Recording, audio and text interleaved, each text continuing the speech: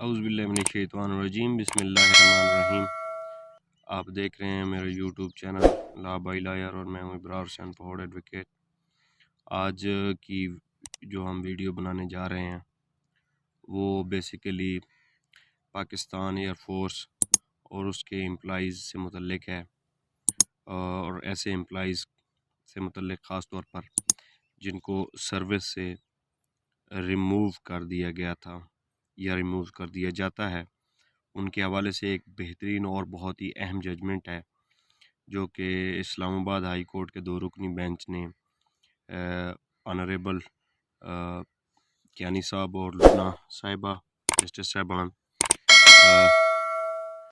जो कि 2 रुकनी बेंच था, उनका फ़ैसला है। और ये जजमेंट है PLD 2020 इस्लामाबाद 428 पेज।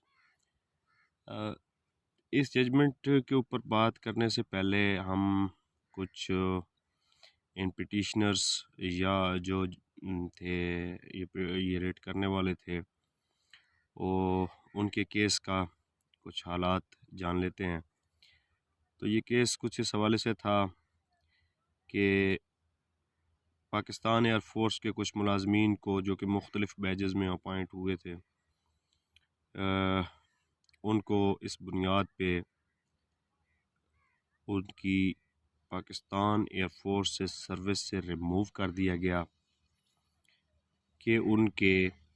अपने कुलीग्स या अपने से अपर डिवीज़न का जो क्लर्क था या जो क्लर्क थे उनके साथ होमोसेक्सुअल या हम जिनसी जो तल्लक़ात होते हैं गैर अखलाकी, उनकी बुनियाद पर, उनके तल्लक़ात की बुनियाद पर या उनके साथ बदफेली की बुनियाद पर पाकिस्तान एयरफोर्स ने उनके ख़िलाफ़ इंज़बाती कार्रवाई करते हुए और डिसिप्लिनरी कार्रवाई करते हुए इन पिटिशनर्स को जो है वो सर्विस से रिमूव कर दिया था, और विदाउट बेनिफिट्स मींस के उनको सर्विस से भी रिमूव कर किया गया और उनको एक कन्विक्टेड पर्सन की तरह। अब उसका क्या होता है, एक तो ये होता है कि उनके जो बेनिफिट्स होते हैं, जो उनके फंड्स वगैरह होते हैं, जो उनकी पेंशन होती है, जो दीगर वाजिबात होते हैं जो रिटायरमेंट के वक्त मिलने होते हैं, या बाइज़्ज़त डिस्चार्ज जिस तरह होता है सर्विस से उस वक्त मिलने होते हैं, तो उनसे भी उनको महरूम कर दिया गया और उनको सर्विस से भी रिमूव कर दिया गया। और ये उनके करैक्टर या उनके कैरियर पर एक ऐसा बदनुमा दाग, स्टिग्मा जो था वो एक क्रिएट हो गया कि वो कुछ करने के भी लायक ना रहे सारी ज़िंदगी। अब जो पिटिशनर्स थे, पिटिशनर्स ने इस इक़दाम को, ये इक़दाम बुनियादी तौर पे लिया गया एक इंक्वायरी की बुनियाद पर, उनको रिमूव कर दिया गया। और उसको कंडक्ट कैसे किया गया, उन्होंने इन पिटिशनर्स को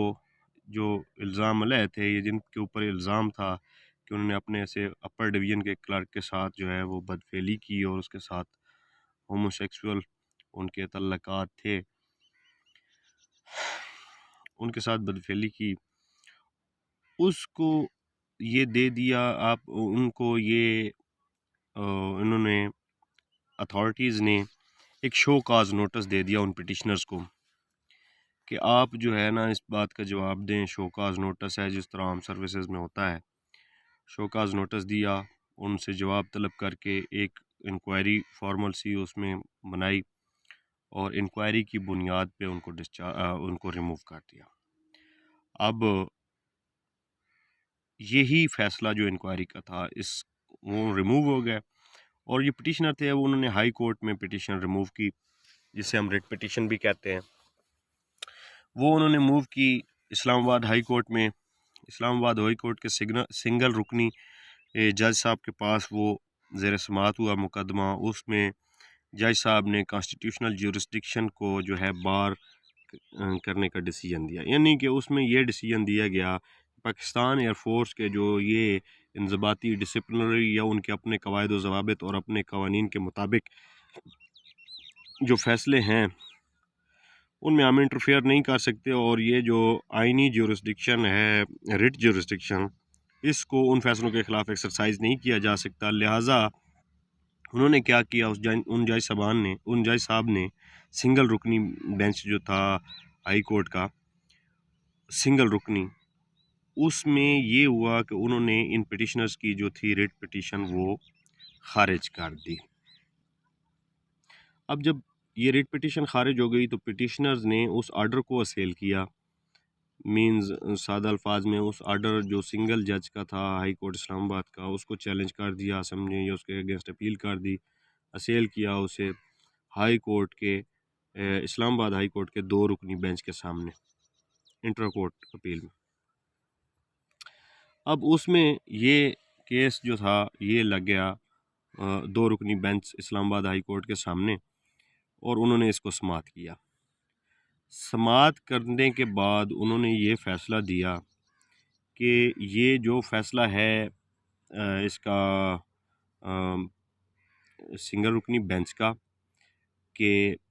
हाई कोर्ट इस्लामाबाद के पास ज्यूरिसडिक्शन नहीं है या इख्तियार समाअत उसको हासिल नहीं है इस आर्डर के ख़िलाफ़ जो इंक्वायरी के दरमियान रिमूवल का आर्डर हुआ उनका सर्विस से, तो उसको उसने डबल रुकनी 2 रुकनी बेंच ने जो है वो कलअदम करार दिया। कलअदम करार देने के साथ साथ उन्होंने उस इंक्वायरी को डिस्कस किया और उन हालात को डिस्कस किया जिस बुनियाद पर उनको पिटिशनर्स जो थे, जो रिट करने वाले थे, जिनको रिमूव कर गया था, तो वो हालात उन्होंने डिस्कस किए। उसमें वो हालात क्या थे, ज़रा मेन पॉइंट जो उसमें कोर्ट ने किया है कि ये वाकई जो है हर इदारे के अपने लॉज होते हैं, वो उसके बाउंड होते हैं, लेकिन सबसे ऊपर जिस फुटिंग है जिस कानून की पाकिस्तान में, वो आईन पाकिस्तान है जो 1973 का है। तो लिहाजा बाकी चीज़ें बाद में देखी जाएंगी, पहले आइन को देखा जाएगा। उसमें 3-4 मेन चीज़ें जो उन्होंने की कि ये इंक्वायरी सिर्फ की गई, मार्शल लॉ ना किया जाना बज़ाते ख़ुद ही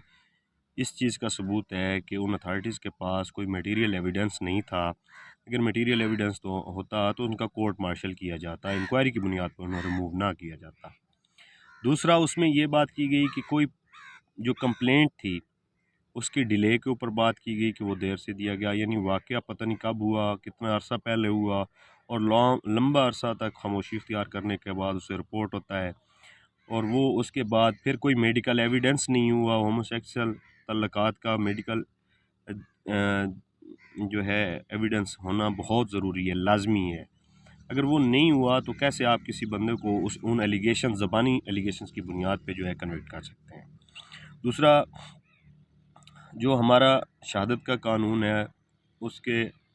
जो ज़ाब्ते हैं उनको ऑब्ज़र्व नहीं किया गया, और उनको मद्देनज़र रख कर ये कार्रवाई नहीं हुई। तीसरी बात ये है कि जो इसका रिपोर्ट करने का वक्त है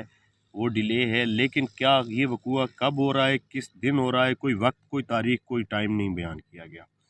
उसके अलावा इसमें हालात में ये डिस्कस हुआ कि आप जो भी कर लें, ये डिसिप्लिनरी कार्रवाई है। डिसिप्लिन से ये मुराद नहीं है कि आप किसी भी बंदे को सिंपल एलिगेशन की बुनियाद पे जो है वो उसको सर्विस से रिमूव कर दें, और सर्विस से भी रिमूव सिर्फ इस तरह ना करें उसको मतलब विदाउट बेनिफिट, और उसकी सारी ज़िंदगी उसके कैरियर पे एक बदनुमा दाग के तौर पे एक सज़ा ये रह जाती है। अब इस हाई कोर्ट के जो इस्लामाबाद हाई कोर्ट का 2 रुकनी जो बेंच था, इसने ये फ़ैसला दिया कि इन्होंने सारी चीज़ें पाकिस्तान एयर फोर्स के जो लाज हैं उनको डिस्कस करने के बाद आर्मी चीफ़ का जो इख्तियार है, एब्सोल्यूट इख्तियार है आर्मी चीफ़ को, इस पे डिस्कस की गई इस फैसले में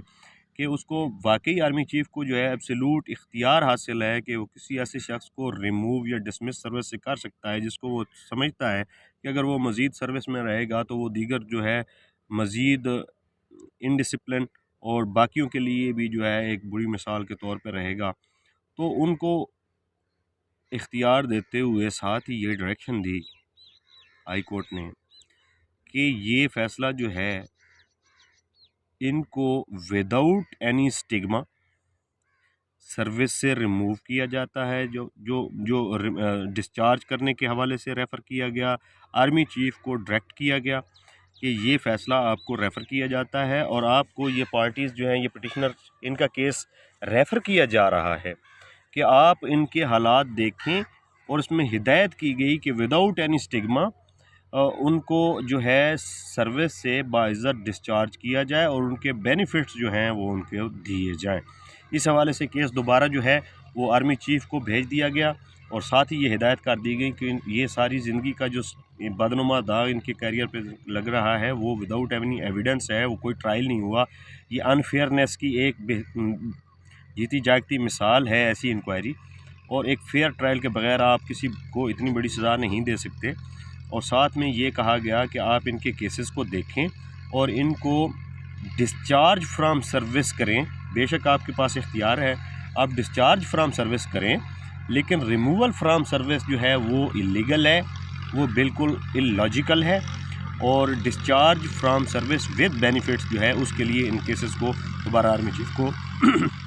भेज दिया गया। तो ये ऐसे एम्प्लॉइज़ जिनके ख़िलाफ़ इंक्वायरी की बुनियाद पे फ़ैसले होते हैं और कोर्ट मार्शल नहीं होता उनका, और सिंपल एलिगेशन की बुनियाद पे उनको रिमूवल फ्राम सर्विस फेस करनी पड़ती है,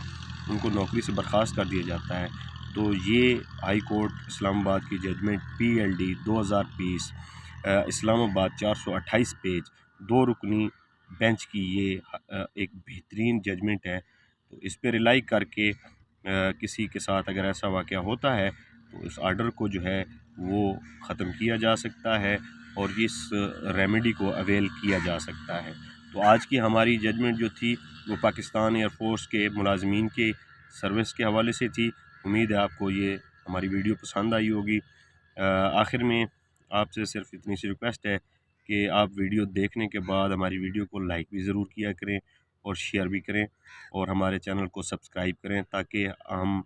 इसी तरह आपके लिए अच्छी और जो इन्फॉर्मेशन से मुतल्लिक जो इन्फॉर्मेटिव वीडियोज़ हैं वो बनाते रहें, ताकि हमारी भी इससे हौसला अफजाई होती रहे। तो आज के लिए सिर्फ इतना जो है हमारा टॉपिक था जो आज हमने इसमें किया। थैंक यू, शुक्रिया।